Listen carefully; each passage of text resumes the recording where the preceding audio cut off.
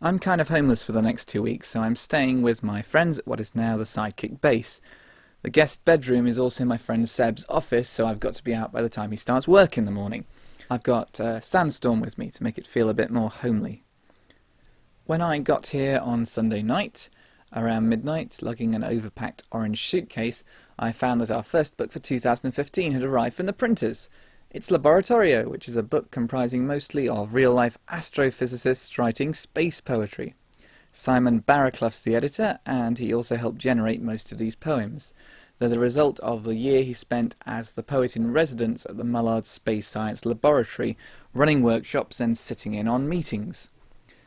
There are also guest poets and collaborative pieces, and we included some full-colour photos of the lab and its grounds.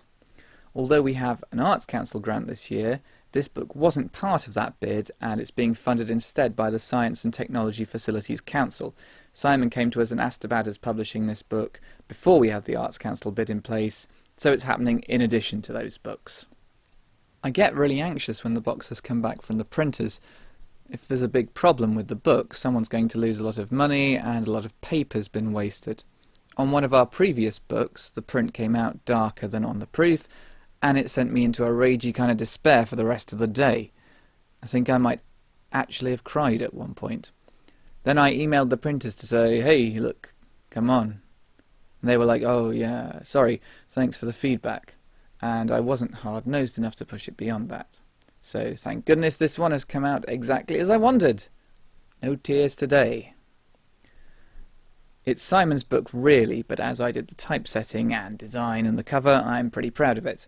I've spent a lot of time this year staring at really terrible versions of this cover, and the voice in my head is saying, what were you thinking? You can't design covers. You don't understand how to make pictures. What is that? Why do you think primary colours solve everything? But I think I came through in the end.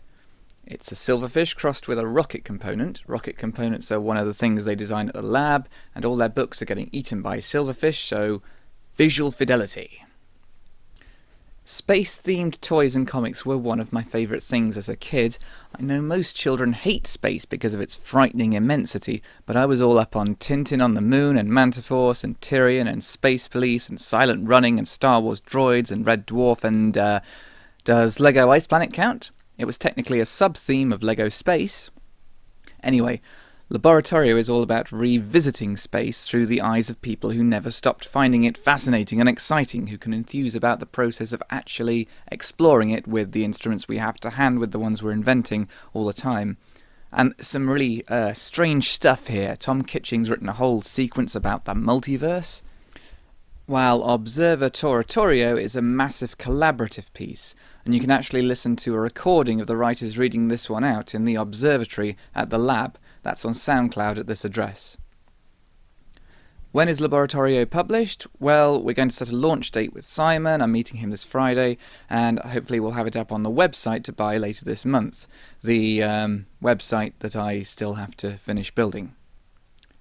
Getting on with that now.